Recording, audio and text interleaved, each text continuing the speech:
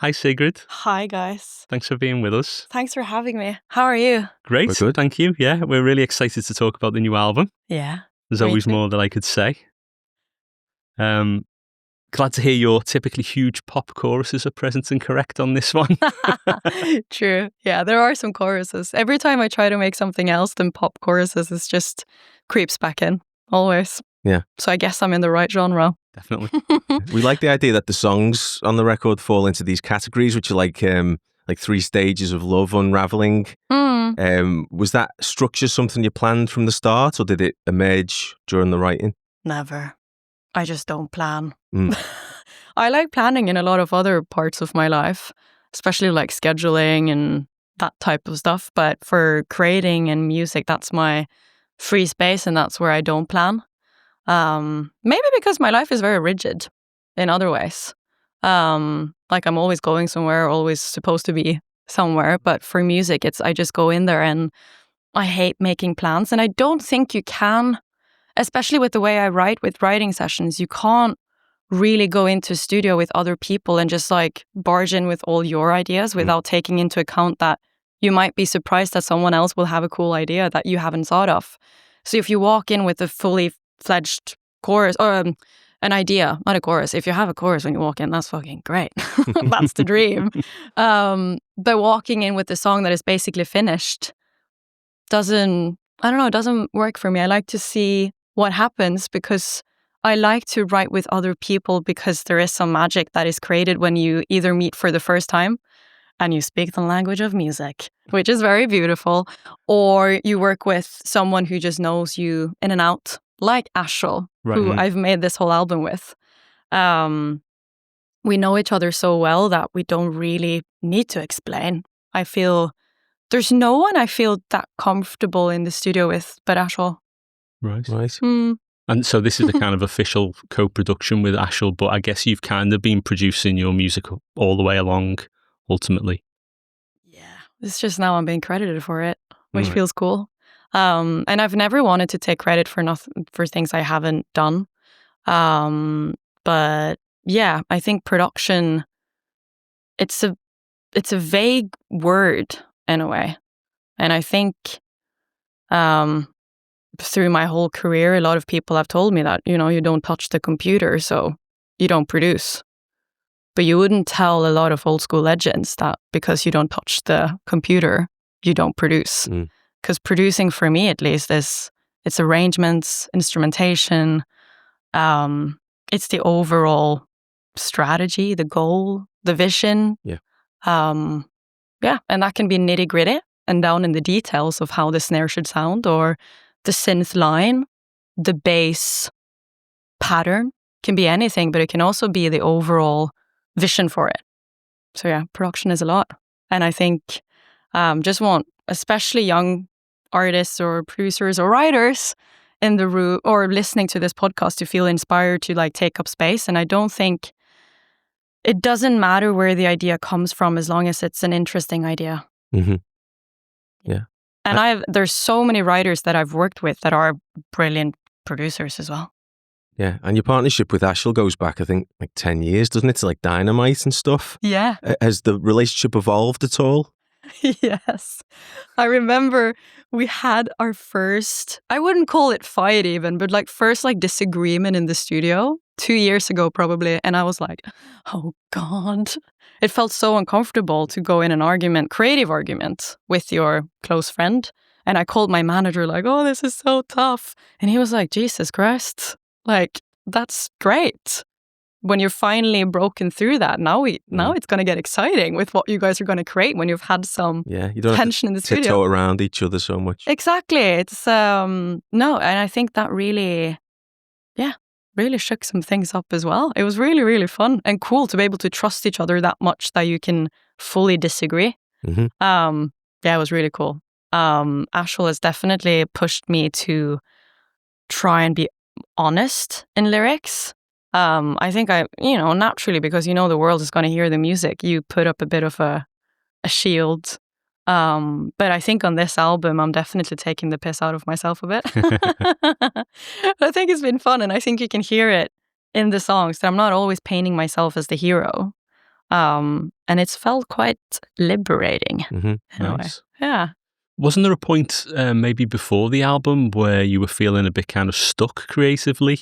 And I think Ashel invited you to a writing camp or something like that, and that kind of unlocked a few things. Absolutely. I think I get everyone, I mean, you as well, probably as songwriters, as you are, hit writer's block. And it sucks. And I'm still trying to cope with it, that is going to happen. I hate that I have to acknowledge that I won't be able to write stuff that I'm happy with every day. And I think probably also from the session culture that I've been in for the past, 10 years. That's how I was brought into the industry. Sorry, long answer to a short question. But so when I was 16, I wrote my first song. And I wrote it to basically get my brother off my case. My brother was doing a show in our hometown.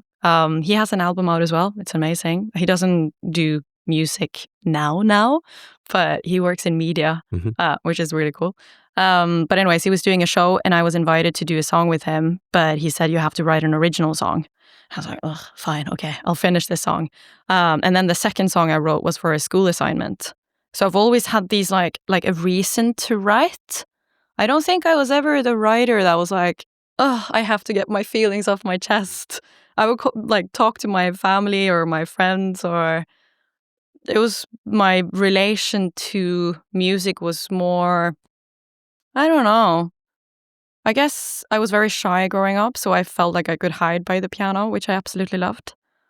But music and finishing stuff was always like with a deadline or like something there was something to do it for. And then doing this session culture. So for anyone listening who doesn't know about like writing sessions, but essentially, fly to somewhere in the world, usually LA, London, Stockholm, those type of cities, maybe New York, Berlin. And you meet people, usually it's new people. Maybe it'll be like you meet 7 different people in a week, 5. Usually 2 people and me, maybe 3. Some people do bigger sessions.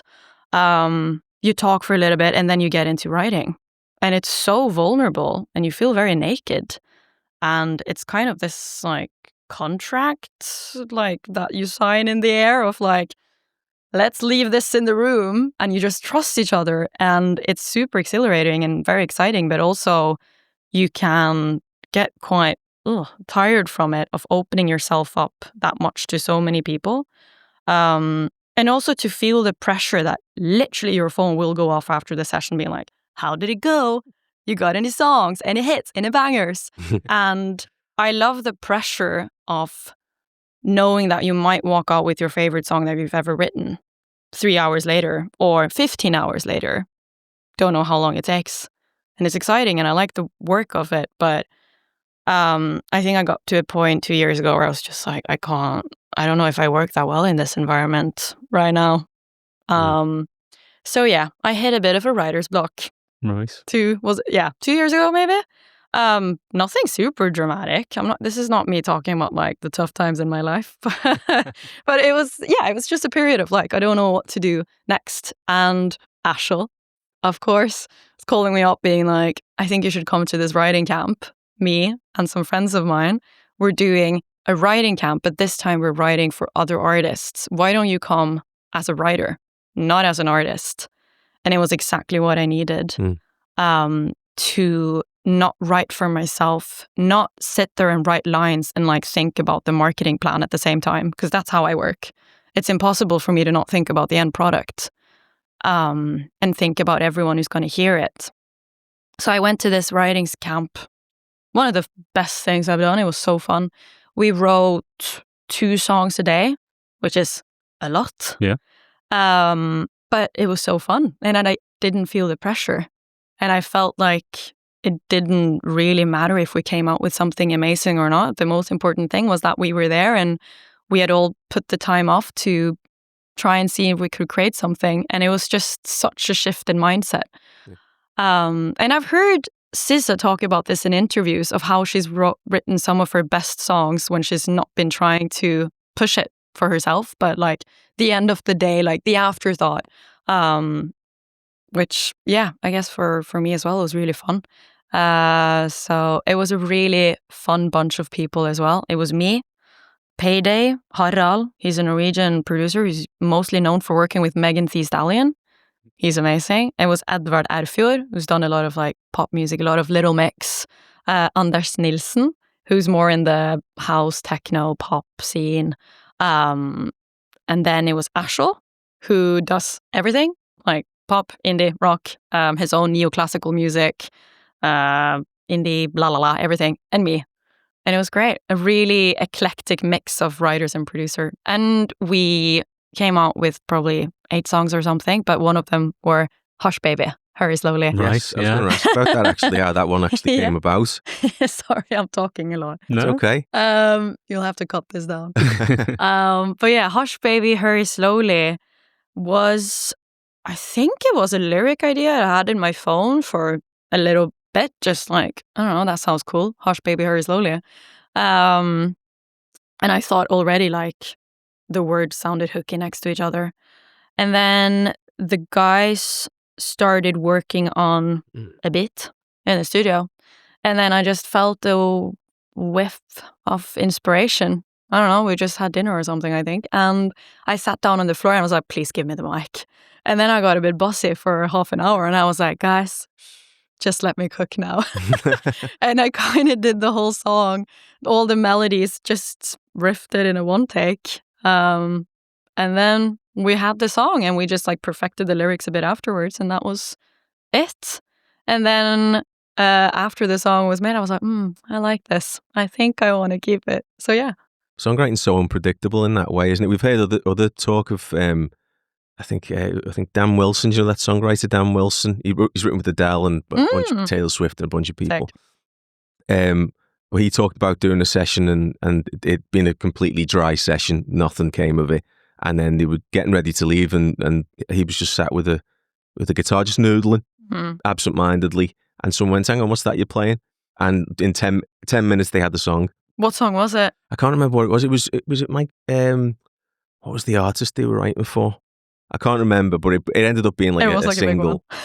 But just to say, you know, like it was literally like the absent-minded noodling on the guitar at the end of the session was the spark, ultimately, after they'd spent 3 hours with nothing. I hate when artists come out and being like, oh, I just wrote this song in 10 minutes. Because, I mean, maybe it is true for some, but I do think a lot of the time, yeah, you might be able to write something amazing in 10 to 30 minutes, but you then have months of like writing stuff that is like pretty good. I think it's fairly easy to write an okay song, but to write a great song is... I still don't get it. I still don't know how it happens. Just sometimes you make something really cool. Yeah, again, it's unpredictable, isn't it? A lot of our guests talk about that idea of writing a lot and then just sifting through for those little nuggets of gold. But sometimes it comes and other times it doesn't, I guess. Yeah. But you got to keep going. So this camp was in Bergen, was it? Yeah. Right. I think you've lived there, haven't you? Yes. Yeah. I lived there for 3 years.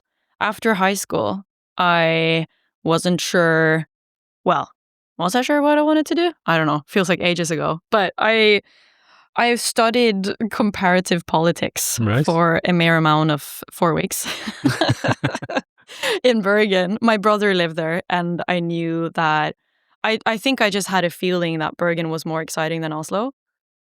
Right. Sorry, Oslo. That's where I live now, though. But I think the Bergen music industry is very international leading or it's very looking outwards, whereas Oslo is maybe more Oslo, Norway orientated because Norwegian speaking music in Norway is massive. But I just found Bergen exciting. A lot of cool bands. When I was there, it was around the time. And I moved there and I was there for 3 years. And then because of all the flying, I moved to Oslo so I could get quicker out into the world. Right. I used to love a band called The Royalties from Bergen. They were really, really good. Royalties? Yeah. I haven't heard of when were they big? Oh gosh, when was that? Right, that must have been mid-2000s. Oh my God, I'm sure my manager knows them. Probably, yeah. Yeah. My manager was in a band called Chocolate Overdose. It's a good name. It's a great name. We also interviewed Sodajerker, didn't we? Sodajerker! I think he's Did, from yeah. Bergen. I saw him the other day Oh, right. at a festival in Oslo. Fabulous. Yeah, he's great. Yeah.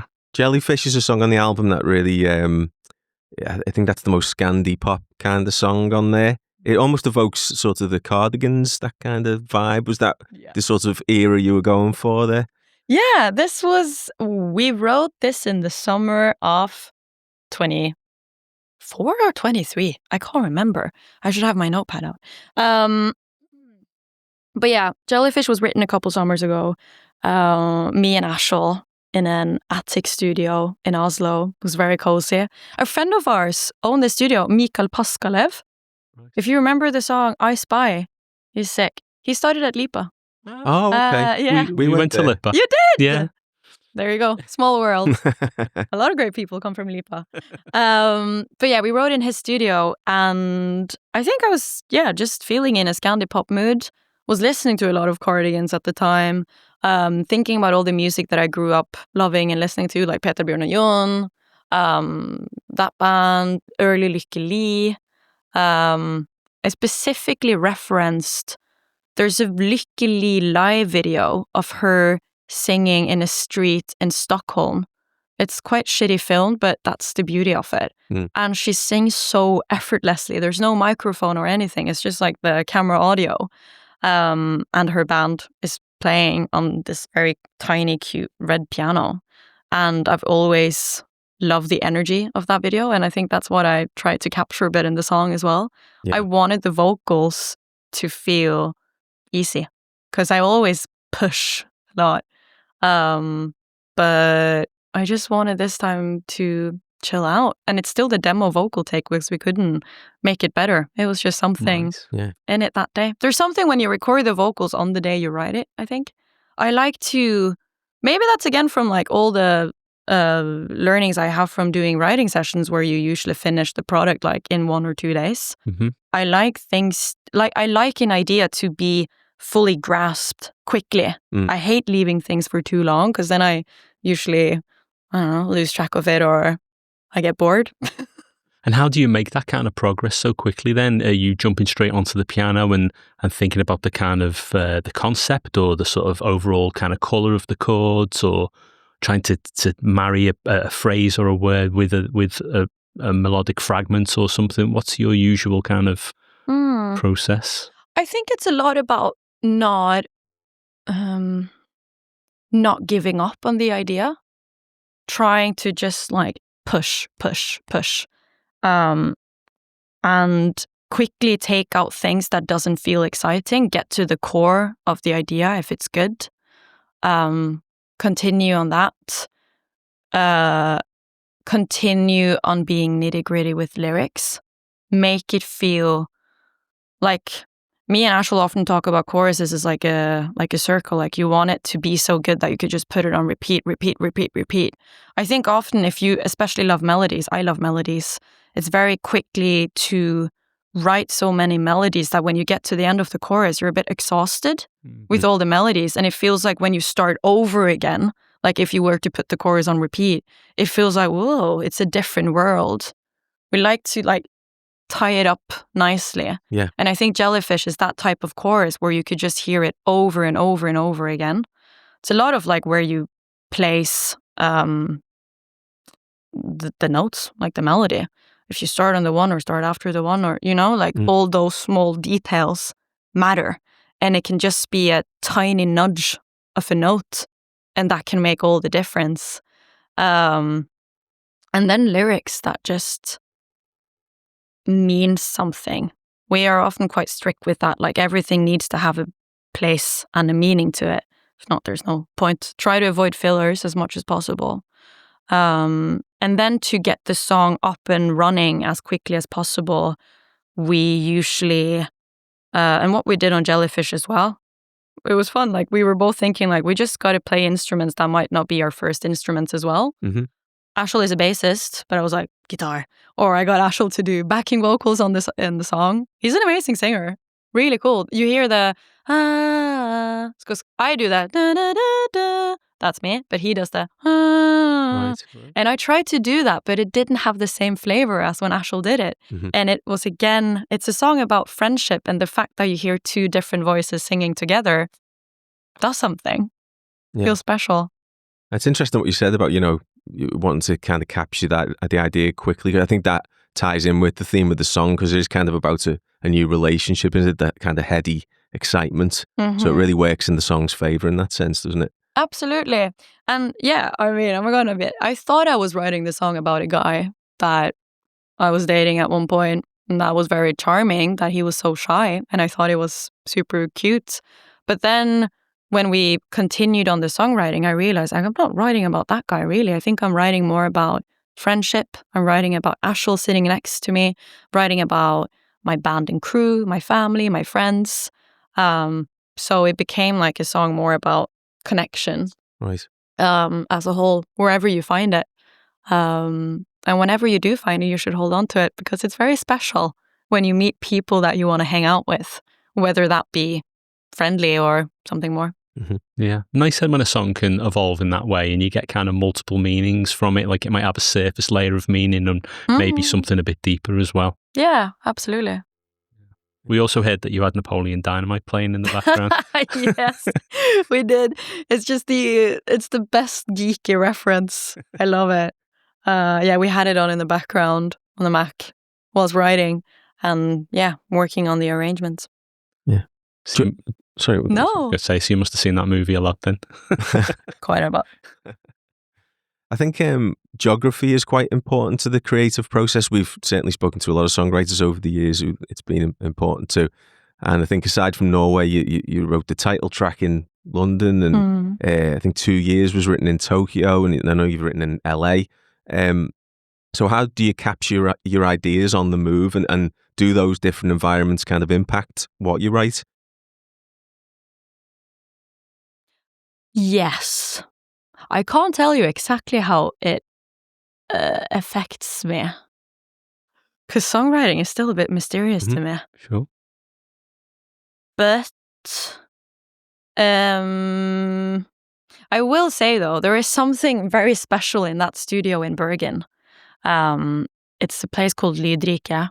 It's it's a studio that my management actually owns. But it's not what you think it is. Like, when you think of a management studio, you think like, oh, they're gonna like fancy. It's in a shed, but it's amazing.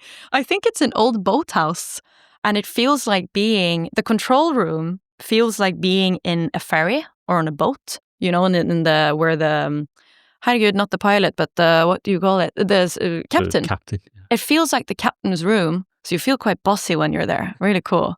And the windows are almost a bit like angled, so it definitely feels like like the captain's suite. And the light is just absolutely gorgeous there. But yeah, it's quite run down.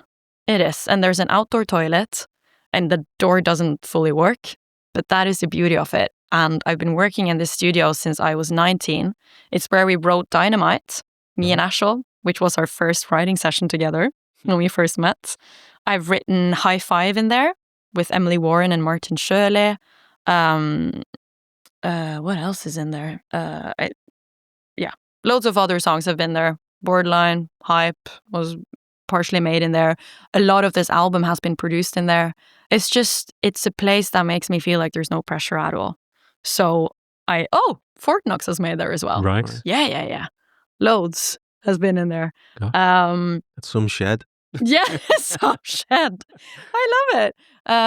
But yeah, it's always good to go out and see the world as well. We went to Tokyo, me and Ashel, because we thought, like, we got to get out of this shed. Like, we have to try something, and like, come on, like, we're on a major label, we can do it. So we went to Tokyo, and yeah, it was amazing. We rented this studio in a neighborhood over there.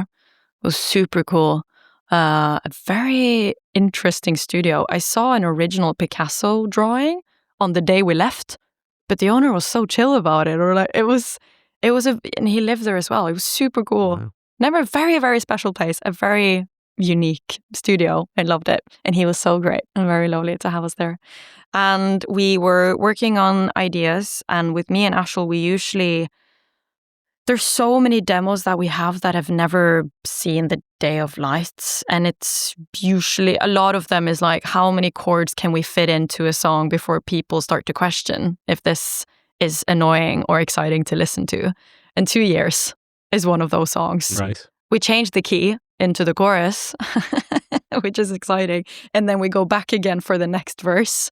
I guess very ABBA inspired. That's what I love about ABBA. My favorite thing about their songwriting is it's complicated, but you don't feel it. It's that's the trick, isn't it? I guess. Exactly. It's done in a elegant way. And I think we nailed it with 2 years of making something that is exciting for the ears, and you can go back and listen to it several times and you notice new changes that you didn't notice on the first listen, maybe. Yeah. And we're even referencing Tokyo in the song as well. Oh, yes. I remember when we got back to Norway later, we were going to track some guitars for it, and it's Fredrik Svabø, a friend of ours, who's the guitarist with Aurora, Norwegian singer. And he's been in our friend group for years. Like, I've also known him for like 10 years. And they were going to track some guitars, and I wasn't able to join for that session. And then I came back to Bergen some weeks later, and then I heard the guitar line that Fredrik had recorded. It was like, and I was like, oh, what's that? And then I started humming to it because I was like, that's a catchy guitar hook.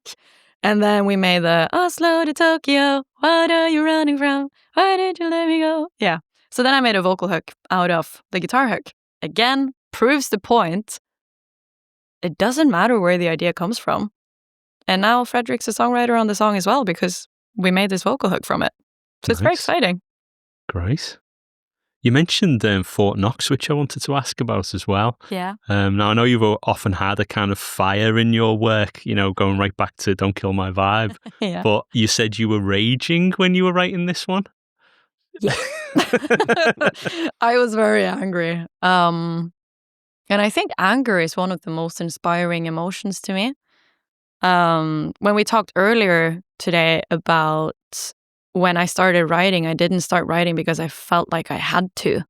It was, I don't know, because I like it. It's fun. I think I have a talent for it. And then you got to use it for something. That's kind of why I do it, I suppose. But anger is one of those emotions where it's hard to know where to put it, what to do with it. It's a complicated emotion. It's easy to feel shame around anger. And anger is also, isn't it what they say of like it being a secondary emotion, and like the first emotion is probably hurt. So yeah, it's an emotion with a lot of layers, and it's such an energy to that emotion as well. It's not always the emotion that is the easiest to like call your friends up or your family and be like, I'm raging. It's something physical, like you have to get it out somewhere. Either you go work out, or in my case, I go to the mic. That's where I get it out. Or I get it out on stage if I feel angry about something. And yeah, I was really hurt and I was angry and went to the studio and I talked about it with Ashel and Michelle Leonard, who is a German-British writer. She's amazing. And she is actually one of the songwriters I had my very first writing sessions with. Nice. Yeah. And we hadn't been in a session for probably 10 years or something. It had been ages since we had seen each other. And it was so cool to meet again at that point. And I think that's why we got Fort Knox, maybe. Right. And the story of Fort Knox is also quite long. Sorry, all the stories I have are quite long. But yeah, it's not often that I get to talk about songwriting, so this is exciting. It's different than what's your favorite color, That's the next question. But Fort Knox kind of started as a completely different idea. So if we go back, must have been like 3 years or something. After the second album, I don't know if this is like, it's after the second album, How to Let Go, or before the Hype EP. I don't know, somewhere around here. me and Ashel went to Sweden to work, to write again, just go on a trip and see what happened. And I remember leaving that trip and we were like, we didn't finish anything. And with my session brain, I was like, God damn it, we didn't finish a banger. What am I going to tell everyone? Freaking out. But it was this song with so much energy that we had. And it was a quite angry song, that as well, but it was about something completely different. But his publisher at Warner Chappell always loved that song. And he was like, that song is fucking special. Please finish it. And I was like, I don't know. Like, again, lost motivation on it probably, or got a bit bored with like demoitis. Like, I've heard it so many times. I don't know what to do with it anymore. But we picked that song up again in the Fort Knox session with Michelle. So that's where it started, where Michelle was asking us, like, okay, like, what have you guys been working on? Do you want to play some music? That's usually how we start. If like, do you want to play some demos or anything that you have that you're excited about? And we were like, yeah, that song is pretty cool. And she was like, oh, this is cool. And we started working on that song to begin with. And like, she went in, like went nitty gritty with it, like changing maybe melody there, changing some lyrics there, la la la. But I can't remember exactly where it happened. I have some voice memo recordings as well, where I think at one point, singing on that song and on that melody led us to the Fort Knox melodies. Right. So you can kind of thank me and Ashel, or I can thank me and Ashel for making this idea that still hasn't been finished, and that's something that we should do probably.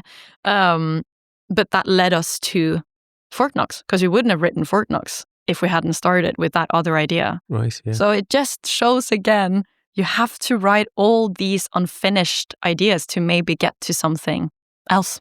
Absolutely, yeah. And we read that you like to track most of your vocals on handheld mics. Is that to just sort of give the performance more energy? Yeah, I think probably because I've been touring so much. I feel like I'm never really off tour.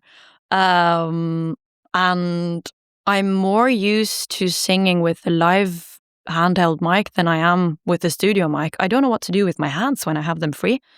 And it's very physical when I sing. I'm not the type of singer that will like stand right up. Although I know my front of house would love it if I was just standing still for once. Because whenever I move, it's like you hear like the cymbals. Of course, if I have it at an angle, the microphone. But yeah, I don't really stand still. So I think that's a bit of an issue for me in the studio, is to stand still. So to have a handheld mic, I can move at whatever pace I want. I can sit down on the floor, I can run, I can jump. And then of course we do some safety takes where I just stand, just actually stand still. But for Fort Knox, we did record it all on a handheld, and I was just running around. It was the only way to get it out. So the isolated vocal track would just have a lot of footsteps. Yes, that's usually, we always have to take my shoes off because I do tap a lot. That's true. Yeah. You've got these huge choruses on the record, haven't you, as well? I'll Always Be Your Girl, Do It Again, Kiss the Sky. I guess a lot of that energy gets channeled into those. But what is it that makes a great chorus for you? Like, what are you trying to really land when you're trying to write a chorus like that? I usually have two things that I check. One, if I go to the bathroom to pee and I come back and I know the melody when I've left the room, good sign. Because the minute you take yourself out of the situation, you start thinking about other things. If the melody is gone, red flag. There's something, I don't know, maybe you have to make it catchier. And the other thing I check is when I come back home from a session, and if I'm in bed and I'm trying to fall asleep and I can't get the melody out of my head, good one. Right. Yeah. Doesn't always work, but it's usually two things that I do. And always, the third one, checking if it works on piano. When you take I was all about to ask that. Actually. Yeah.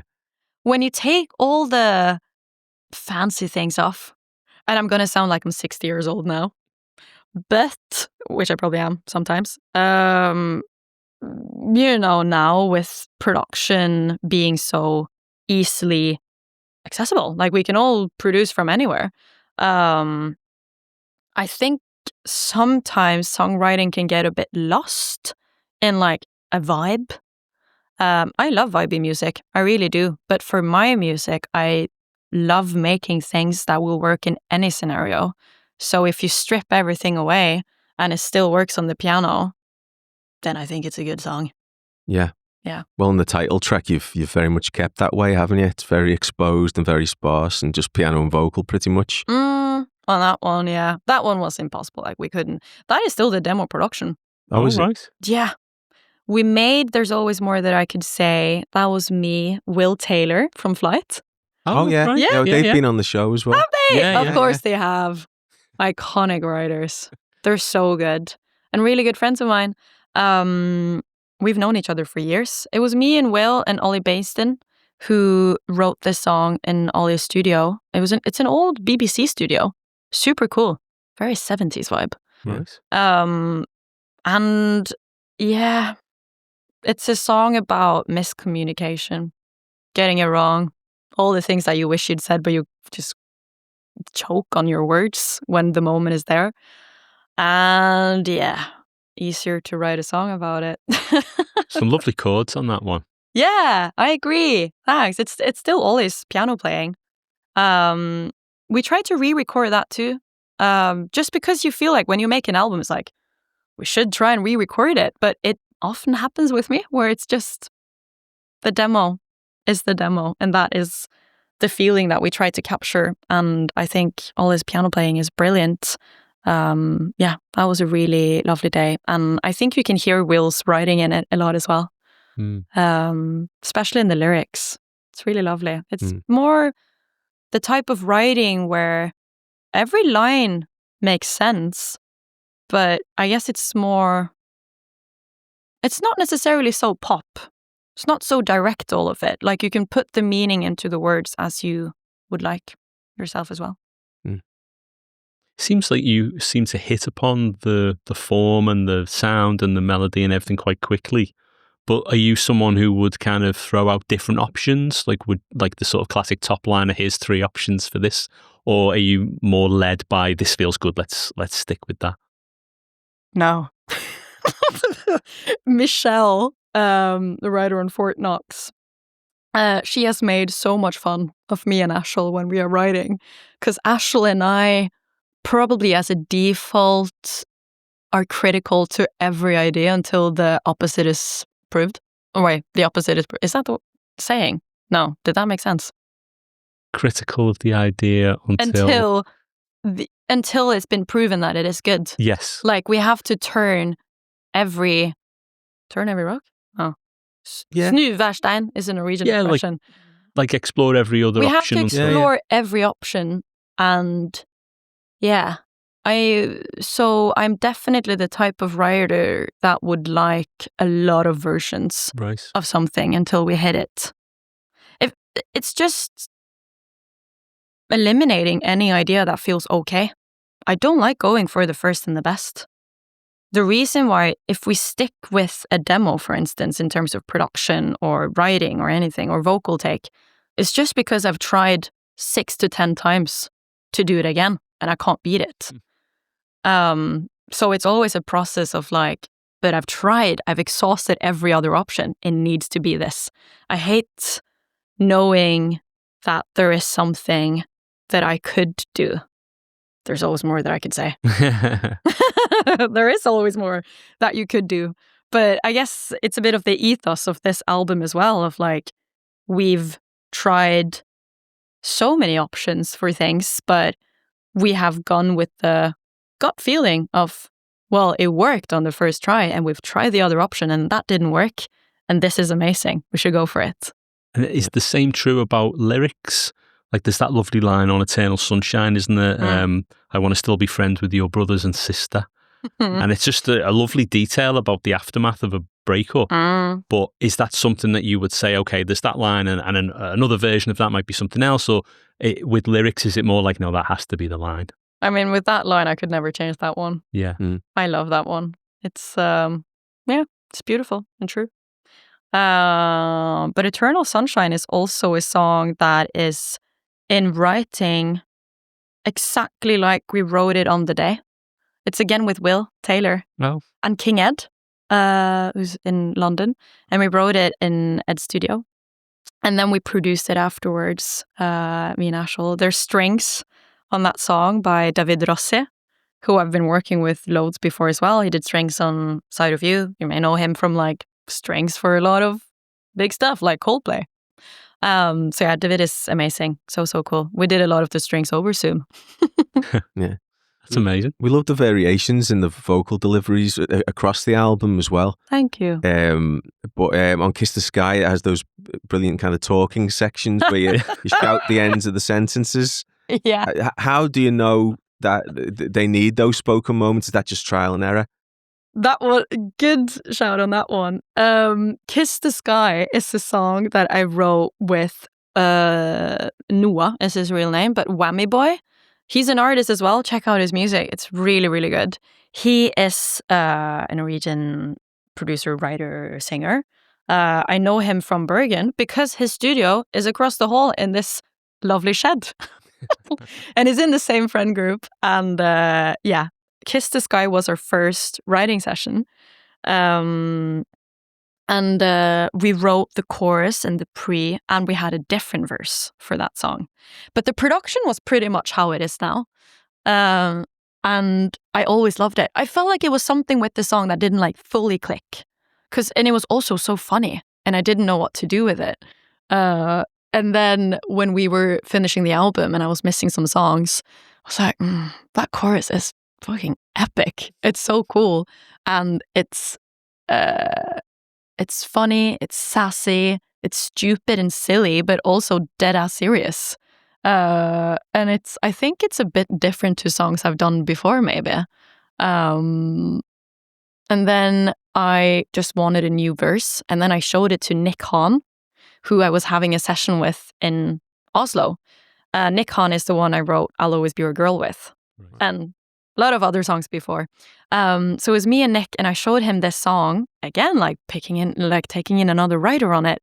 And I played Kiss the Sky, and we were both like, oh, it's so good. But then we wrote this spoken word verse. And yeah, it was my idea to like, oh, maybe we should try it. I don't know. Should I do it? Should I not? Is it cringe? Is it fun? Is it cool? I don't know. But then just went for it. And I think it turned out really funny and cool. It works great. Thank you. Yeah, no, it's brilliant. It's one of my favorite songs, actually. Yeah. Yeah, it's like the perfect, what you were saying earlier about not taking yourself too seriously in songs, but also having that energy and that kind of forcefulness, and it captures all of that in one song, doesn't it? Yeah, I'm not really the hero in that song. Whoops. Cool.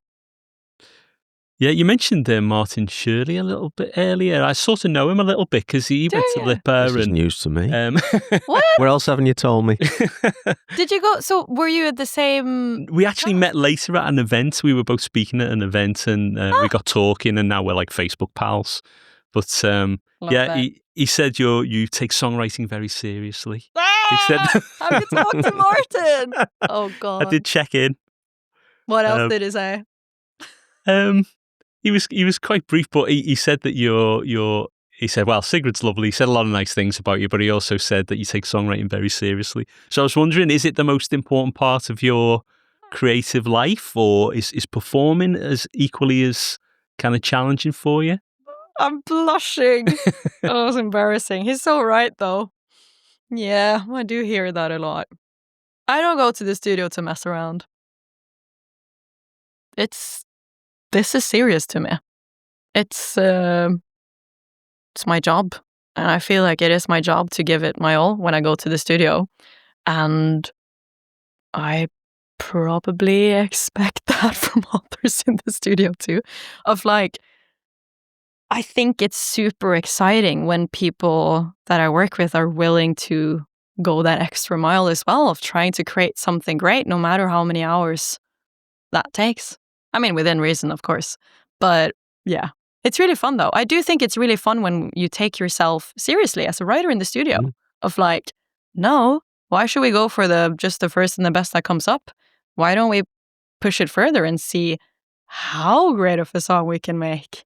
But yeah, I love Martin. Yeah. Was the process of writing songs with Martin, like Strangers, for example, was that similar to the kind of process you've described with Ashel? Yeah, I think it's all.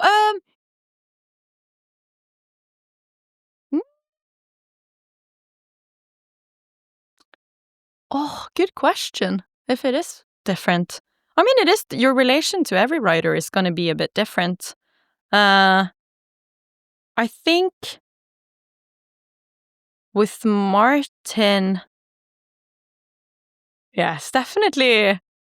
Or sometimes maybe me and Ashel can be a bit like, we'll just make something that we think is fun. With Martin, it's very like, let's fucking go. Like, let's make something great. But I remember he's told me afterwards that he didn't really think that Don't Kill My Vibe was going to be a big song when we finished the studio that day. But yeah, so you never know. Or like, my label didn't really believe that much in Strangers. I was the one pushing for that one to be the single. Mm-hmm. Needless to say, you had the last laugh. I did. But there's other songs that I thought was going to be massive and didn't become massive. So like, you just never know. Sometimes you're right, sometimes you're wrong. Yeah. And Martin co-wrote Do It Again on the new record as well. Do you find that you prefer to have a kind of core group of trusted collaborators, or do you like to maybe experiment writing with new people once in a while, whether in Norway or other parts of the world? Both. I think on this album, there's some new writers in here, like Will Taylor, Nick Hahn. But then Martin and I, we have a very special relation, and I count him as a good friend. And he's been a part of every campaign. And we wrote Do It Again in my hometown, in Ocean Sound Recordings, in the studio where we wrote Sucker Punch.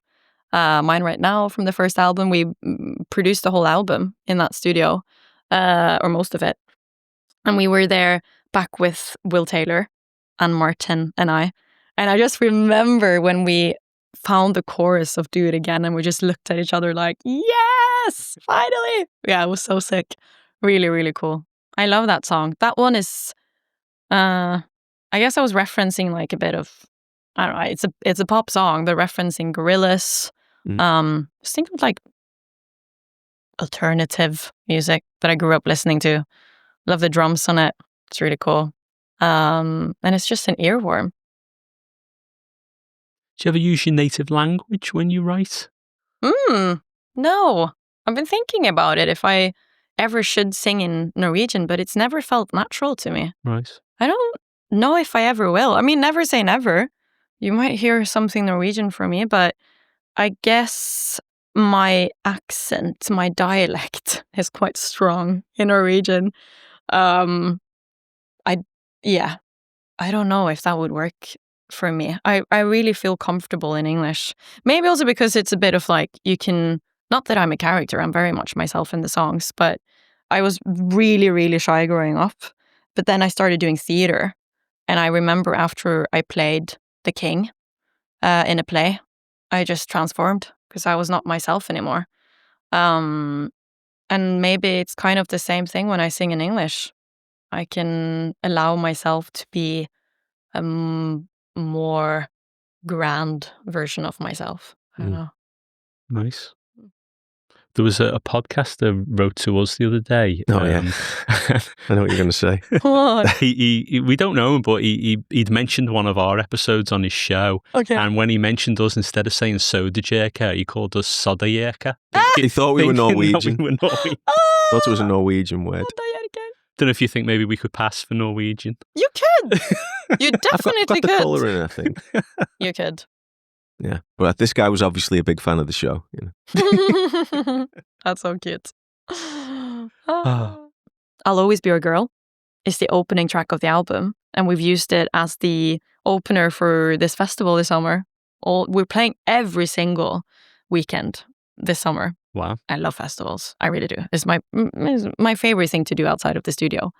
And that song was written in London, Tooting Broadway. Mm-hmm. Down there. It's Nick Hahn's studio. I was listening a lot to like Gang of Youths at the time.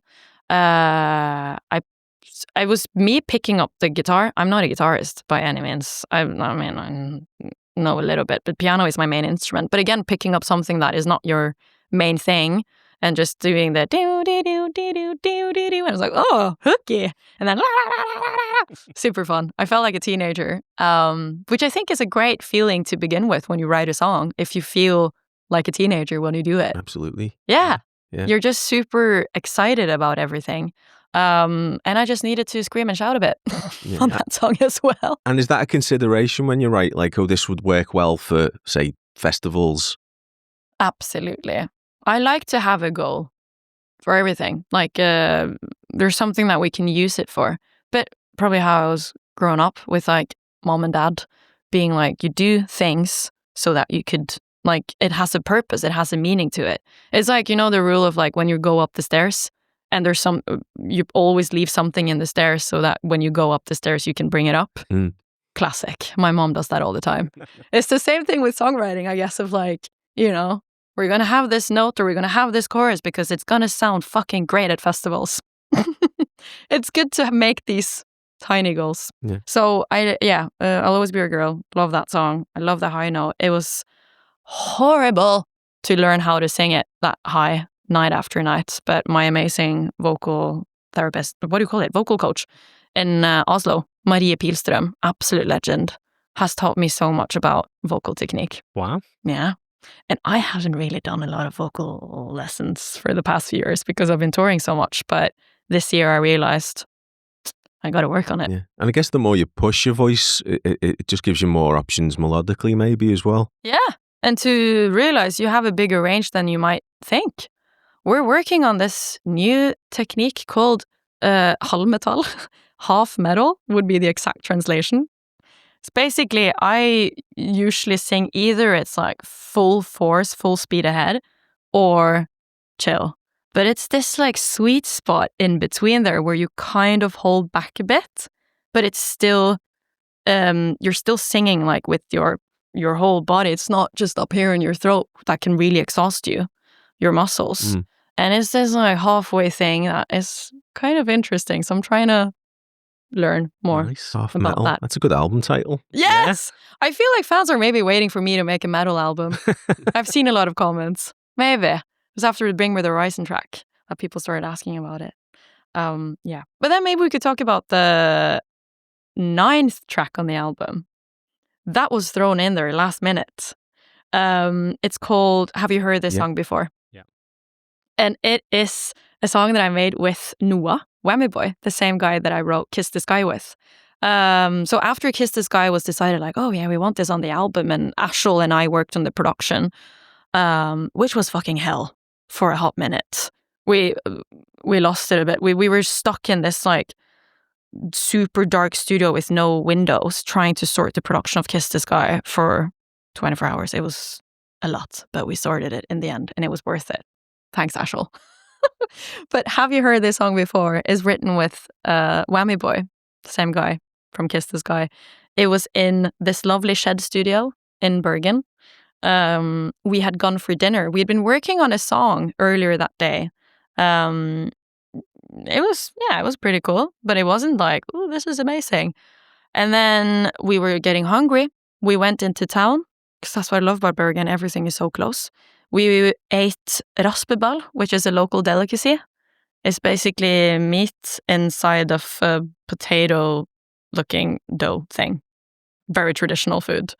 And then I thought maybe we were just going to give up that day and be like, yeah, okay, we didn't get something amazing, but whatever. But then Noah was like, maybe we should just get some candy and we could go back to the studio and just hang out. Maybe we write something, but I don't know, just jam. And I was like, excuse me? Just play? Okay. And then we got some candy, went back to the studio, and then I was like, oh yeah, this is really fun. We can't just go and hang out. It doesn't need to be work all the time. It doesn't need to be something in my calendar that everyone knows that I'm going to do. And it felt like we had this like secret going back into the studio and no one knew that we were going to go back again. And it just unlocked something. So we were there and I was like, can I get the guitar? Got the guitar again. And I started playing. Again, I'm a pretty bad guitar player, but I mean, I can find my way around it. Slap on a capo and a lot of things sound fairly okay. And then I started singing the verses of Have You Heard This Song Before? And then we were just like, going back and forth, and I just wrote verse after verse after verse on that song. And that's how we got Have You Heard This Song Before together. So cool. And then it was a guitar demo, sent it to Ashel being like, there we fucking go. This is the song for the album. And we produced it in Lyrical, same studio, some weeks later. And yeah. Yeah, I think that's a really important point you make about, maintaining that spirit of play whenever you can, especially, when you're a professional songwriter, that can be difficult because you have schedules, you have deadlines, you have briefs and all that, but just putting aside the time to just mess around. Yes. So important. And to realize the absolute privilege to be able to do this as your job. We are so lucky. I'm so lucky that I'm able to do this. And yeah, to bounce back and forth between the ambition and the grit and the, as Martin would say, that I take it very seriously, to taking it as unseriously as you can. Just go and have some fun. Yeah. Yeah. Yeah, so many people have told us that the songs or the most memorable songs came in those moments where they just kind of stopped trying and just started having some fun. And, you're off the clock and there it is, the ideas emerge. Yeah. Something in it. I guess I think we've probably covered it, Sigrid. Thank you so much for being with us. It's absolutely great to talk to you and hear so much detail about your writing and your creative process. Thank you. It was lovely to talk to you too. Thanks for these great questions. Awesome. Pleasure.